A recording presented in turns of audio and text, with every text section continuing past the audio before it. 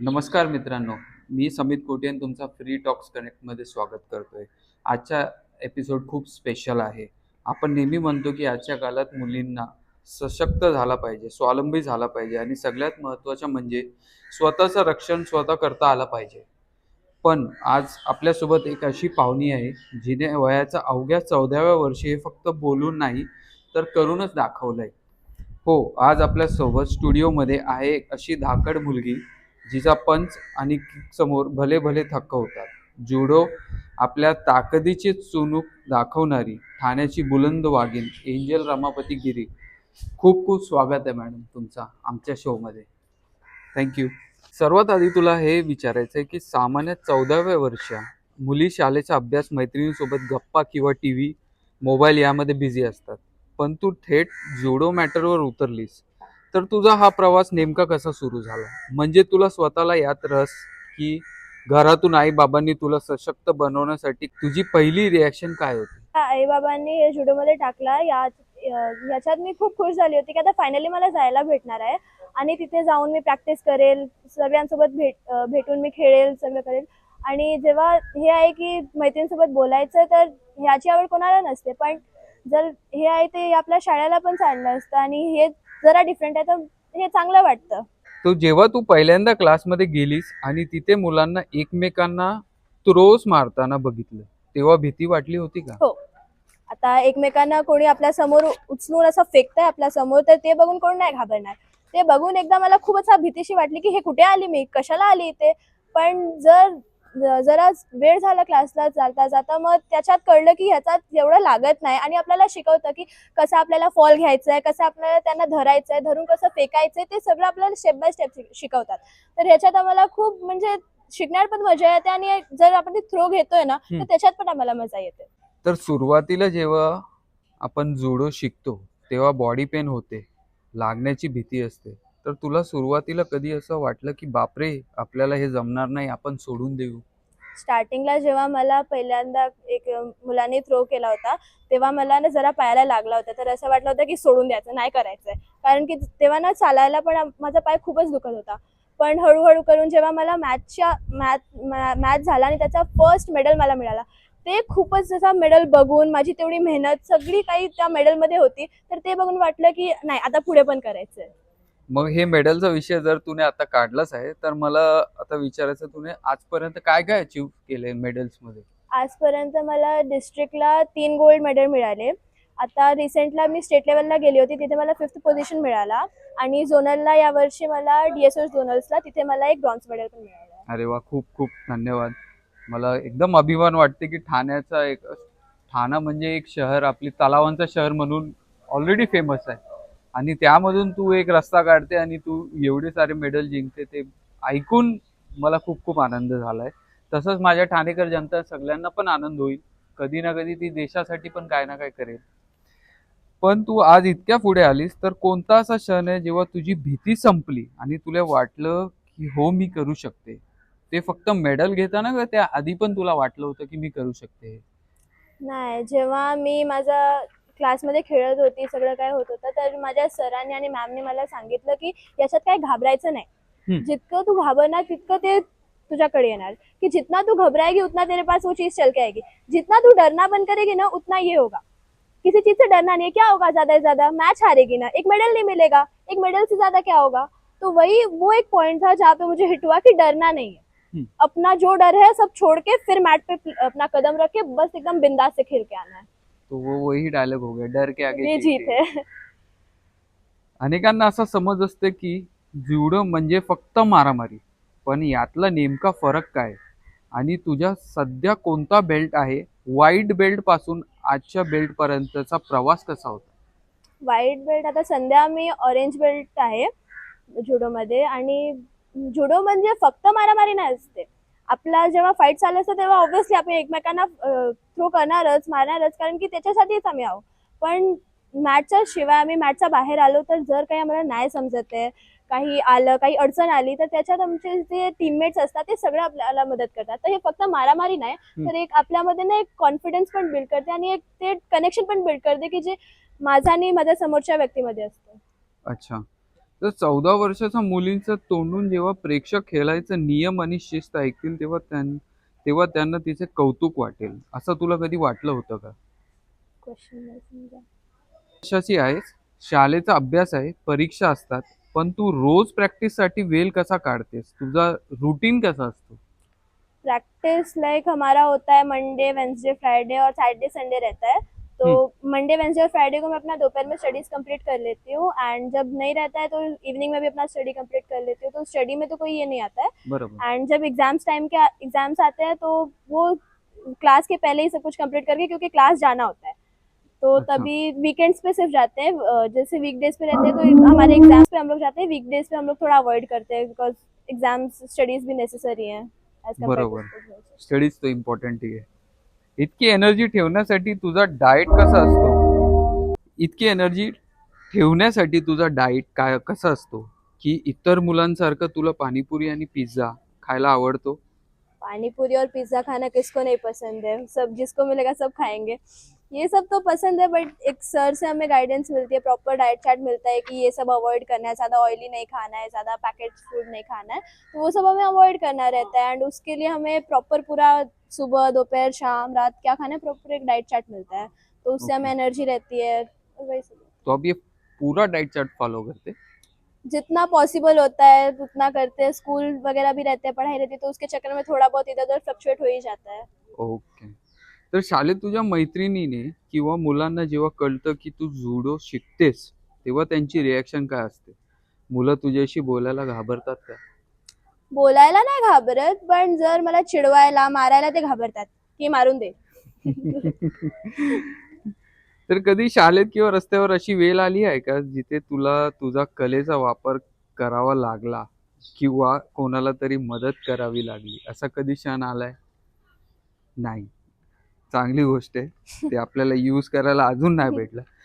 आता सर्वात एक इम्पॉर्टंट क्वेश्चन म्हणजे तुझं एक इन्स्पिरेशन कोण आहे? ह्यामागे की जुडो शिकतेस, स्कूलला पण टाइम देते, स्टडीज करते, मेडल पण आणते. तर एक इन्स्पिरेशन असतो माणसाचा. तो कोण आहे तुझ्या लाईफमध्ये?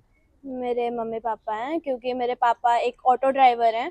वो ओके. पूरा दिन ऑटो चला के आते हैं, फिर शाम को जब भी रहता है मेरे क्लासेस के लिए मेरे टाइम निकालते हैं, मुझे छोड़ते हैं, मुझे लेके आते हैं. मैं कुछ बोलती हूँ कि पापा मेरा ये खत्म हो गया है, ये हो गया है, ओट्स वगैरह लाना रहता है, सब लाना है, तो वो एक बार बोलना होता है और वो तुरंत ला के दे देते हैं. तो उस हिसाब से जितनी वो मेहनत करते हैं प्लस उसके बाद मेरे लिए भी टाइम निकालते हैं, जी. तो वो एक बहुत इंस्पायर करते हैं उस हिसाब से.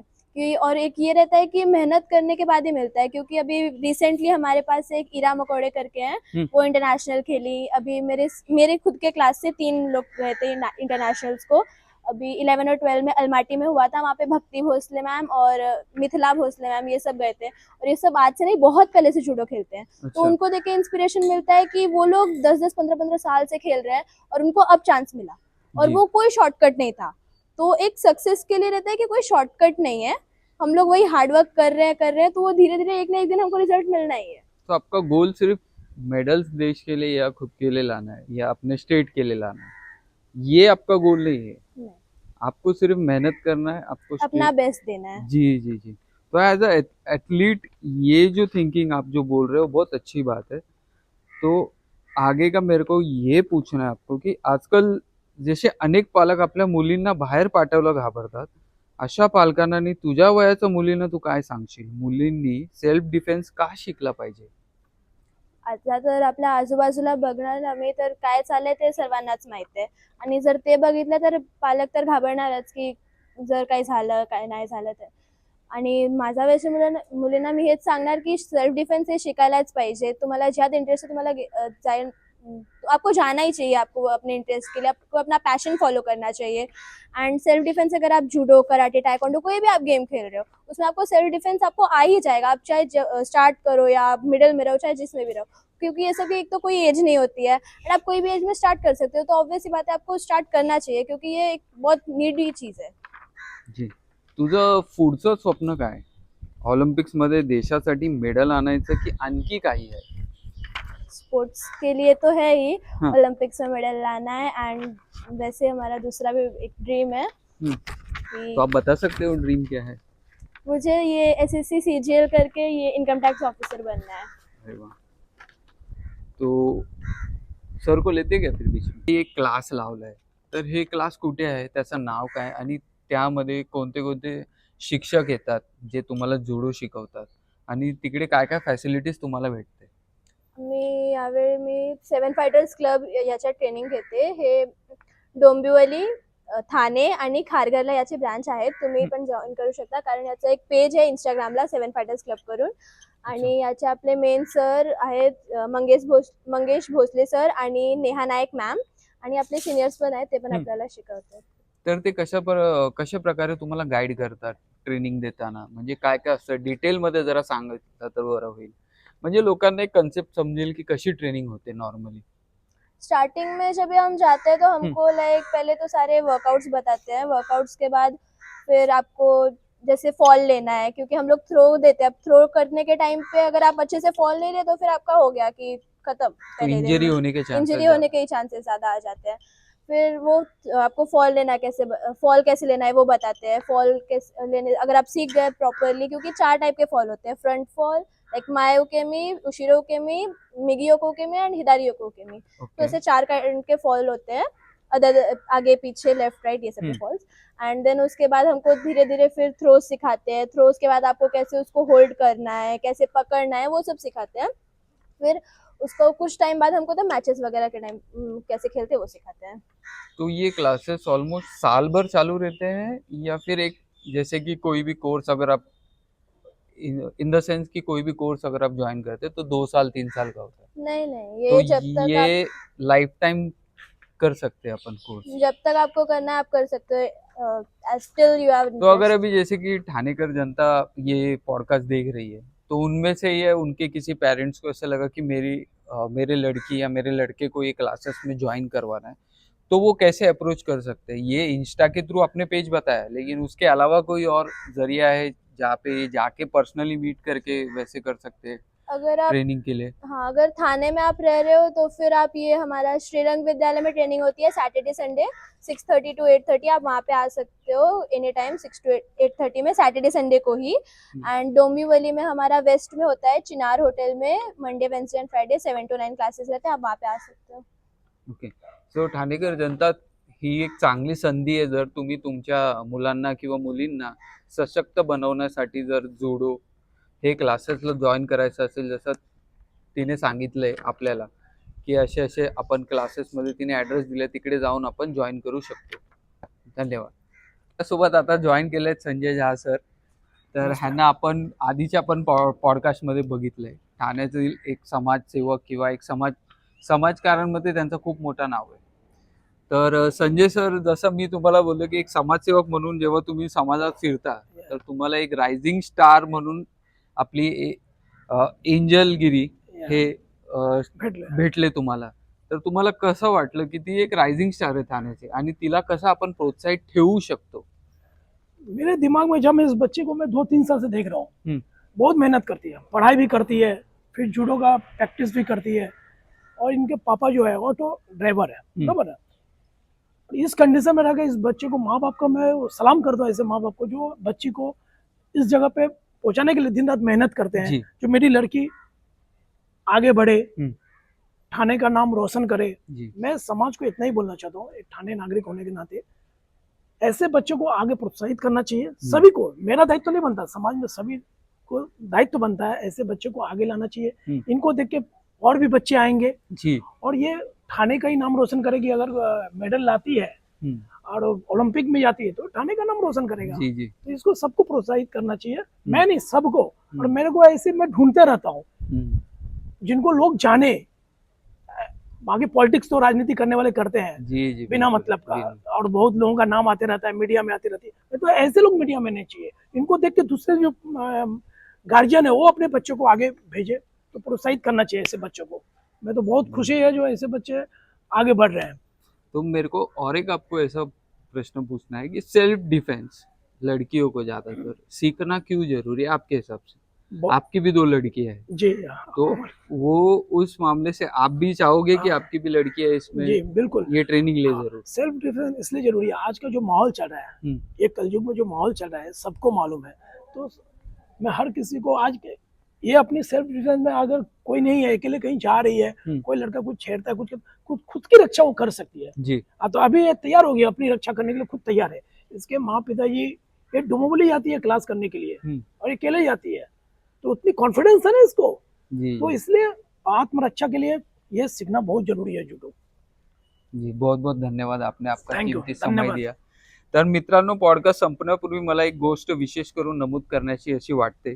आपण सगळ्यांनीच पाहिलं की एंजल गिरी किती सुंदर आणि अस्खलित मराठी बोलते. मूळची उत्तर भारतीय असूनही तिने आपल्या मराठी भाषेवर आणि संस्कृतीवर जे प्रेम दाखवलंय ते खरंच वाखाणण्यायोग्य आहे. भाषा कोणतीही असो, पण जेव्हा ती आपल्या ठाण्याच्या मातीत खेळते तेव्हा ती आपले घरची लेक होते. वयाच्या अवघ्या 14व्या वर्षी आपल्या कौशल्याच्या जोरावर ही मुलगी आज आपल्या ठाण्याचं नाव अभिमानाने मोठे करते. ही आपल्या सगळ्यांसाठी खूप अभिमानाची गोष्ट आहे. तर एंजल गिरी, तुझी ही जिद्द आणि तुझं कौतुक पाहून आम्हाला तुझा सार्थ अभिमान वाटतोय. तुझा पुढील प्रवासासाठी आणि ऑलिम्पिकच्या स्वप्नांसाठी फ्री टॉक्स टीमकडून आणि संपूर्ण ठाणेकरांकडून तुला खूप खूप शुभेच्छा. Keep punching, keep kicking Thank and you. Keep throwing. तर मित्रांनो, कसा वाटला आजचा एपिसोड आम्हाला कमेंट करून नक्की सांगा. व्हिडिओ आवडला असेल तर लाईक करा, शेअर करा आणि आपल्या चॅनलला सबस्क्राईब करा विसरू नका. पुन्हा भेटूया अशाच एक दमदार व्यक्तिमत्वासोबत फक्त आपल्या फ्री टॉक्स कनेक्टवर. तोपर्यंत जय हिंद, जय महाराष्ट्र. जय हिंद, जय महाराष्ट्र. धन्यवाद.